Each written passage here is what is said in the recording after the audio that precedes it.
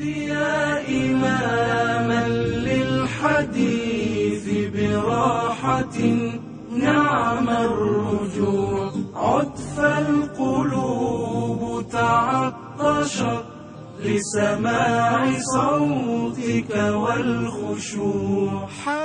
فإنني أتمنى أن أموت واقفا غرس المحبة وأن أناضل عن ديني فالقلب زاد ضياء إلى آخر لحظة.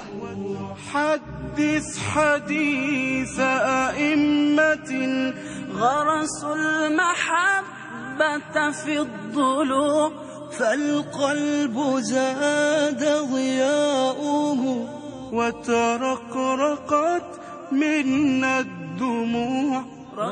شعرت في هذه المدة التي مضت أنني بدون الدعوة لا أساوي شيئا، فأردت أن أستمتع بالحياة مرة أخرى. فجئت إلى هذا المكان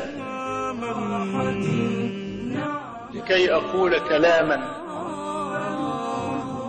أثبت به نفسي أولا، ثم أبث الثقة فيكم مرة أخرى، وأقول إننا منصورون وأننا لن نغلب، حتى وإن كانت إمكاناتنا ضعيفة، ما دام معنا إيمان راسخ. رغم التألم سيدي لا يعرف الليث الخضوع. عد يا إماما نعم فالقلوب لسماع صوتك والخشوع.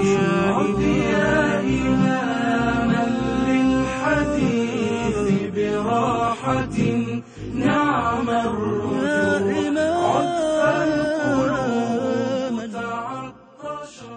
عالم جليل لطالما رأينا في وجهه المشرق ملامح المحدثين من سلفنا الصالح، فاطمأنت قلوبنا لحراسة الدين وحماية السنة ومقاومة البدعة.